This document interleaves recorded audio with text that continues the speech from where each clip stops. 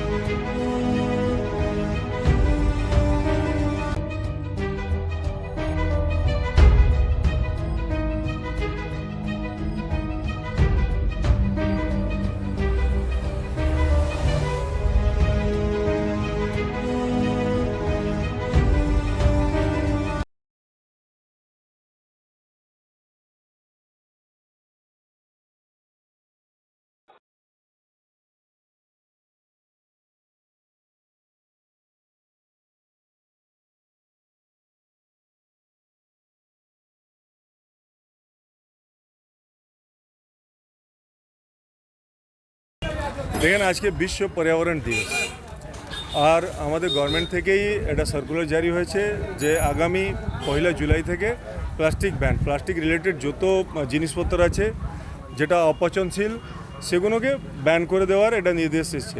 তাই আমরা আজকে বাজারে ঘুরে ঘুরে সব দোকানদারদের আমরা রিকোয়েস্ট করছি, হাত জোড় করে বিনতি করছি যাতে ওরা প্লাস্টিক ইউজ না করে। প্লাস্টিক আমাদের জন্য, পর্যাবরণের জন্য, এনভায়রনমেন্টের জন্য হানিকারক আছে। সেই জন্য আজকে সবাইকে ঘুরে ঘুরে আমরা পৌরসভার পক্ষ থেকে আমরা সবাইকে রিকোয়েস্ট করলাম যে আগামী দিন যেন 1 তারিখ থেকে প্লাস্টিক ব্যান হচ্ছে, আপনারাও সচেত হন, অন্য কাউকে সচেত করুন, সবাইকে सचेत। अगर नहीं होते अगर इन लोग नहीं होता है कि ऐसा कुछ नहीं है। हम लोग पूरी तरह से बैन भी नहीं कर रहे हैं। 100 माइक्रोन का यूज़ करने के लिए बोल रहे हैं। प्लास्टिक 100 माइक्रोन का यूज़ कीजिए जो ज़्यादा हानिकारक नहीं है, लेकिन 1 यूज प्लास्टिक जो है वो ज़्यादा हानिकारक है। अगर नहीं करते तो सरकार का स्टेप लेगी? हाँ, नहीं करते तो सरकार फाइन लगाएगी ना।